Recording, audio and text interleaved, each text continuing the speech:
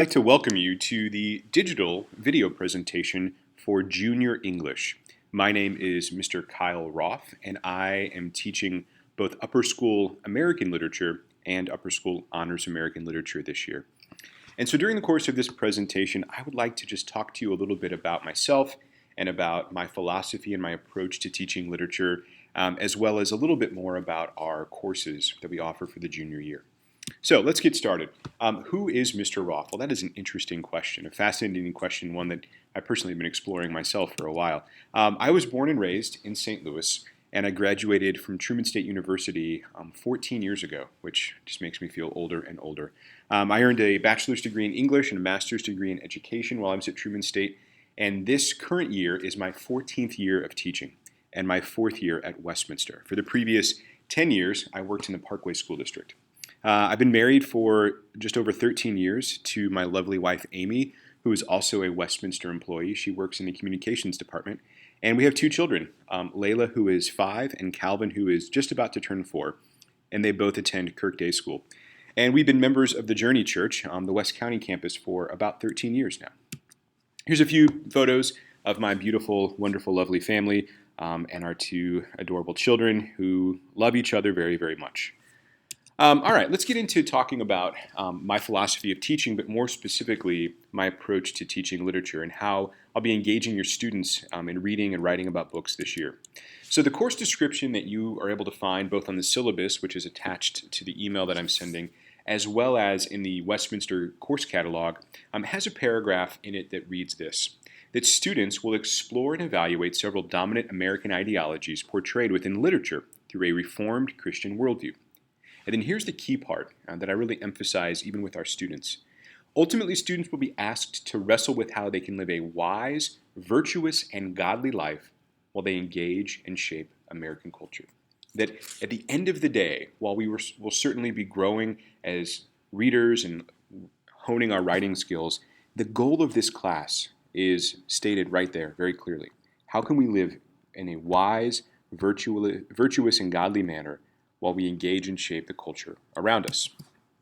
A lot of my philosophy of this course really comes from a book that I read a few years ago by a professor of Liberty University. Her name is Karen Swallow Prior, and the book is called On Reading Well, which you can see a picture of on the screen here.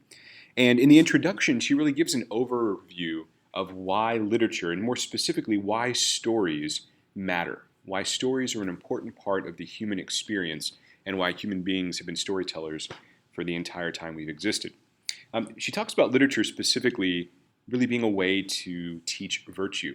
And on the screen on page 15 of her introduction, she says that literature embodies virtue first by offering images of virtue in action, and second by offering the reader vicarious practice in exercising virtue.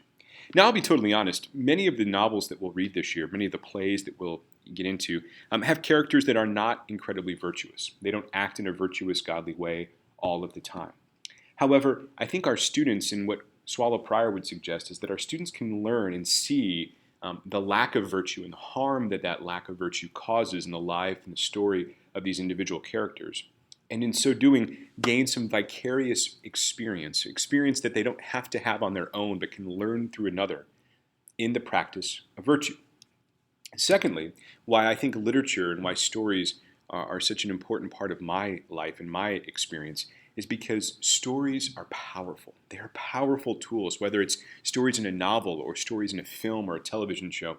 Even the stories that advertising and commercials sell to us can pull us and grip us in our hearts and our minds. And Swallow Prior again highlights this. She says that the desires cultivated by books or stories can pull us toward the good life or toward false visions of the good life. Now, when we say the good life, what really I mean by that is some view or picture an idea of what a person's life will be like, what they're hoping, dreaming, striving towards. Now, just a little personal anecdote. When I was a child, when I was a little boy, I was incredibly fascinated with Star Wars. I watched the Star Wars movies, and those stories gripped me. And so my vision of the good life, because I immersed myself so strongly in those stories, was that I was going to one day grow up to be an X-Wing pilot, and I was going to fly around the galaxy, and I was going to defend the innocent and be a hero by defeating evil. by flying an X-Wing. Now, of course, that was completely impossible because A, those don't exist, and B, I'm just a normal, everyday person. But ultimately, I had a vision of the good life because of the stories that I was immersed in. And I think that's the power of story and the power that the stories we will read this year in our class and talk about and discuss and engage with, is they can show us a true vision of the good life or a false vision of that good life. Now, to really express this idea, our course, our class, every single day begins with a liturgy, begins with a call and response that I ask the students to recite. And so what I'll do is I'll ask them a question and they'll respond. And we call this the liturgy of literature. And what this does is it really helps orient our students, our learners, who are jumping around from class to class. They have a lot of other activities and experiences on their schedule every day. And so when we are in our B202, we're in my classroom, we know why we're here and what we're doing. And so this is how the liturgy goes. I ask the students, what is literature? And they reply by saying stories with merit, offering visions of the good life. Then I ask them, why do we read literature? And they reply, to help us mature as people of wisdom, virtue, and godly character. And then finally, I ask them how. How do we do this? Right? How do we read literature? And they say by cultivating, by growing, by nurturing our habits as readers, writers, speakers, and listeners. And so this liturgy provides the vision, but also the practical approach to how we will go about our class.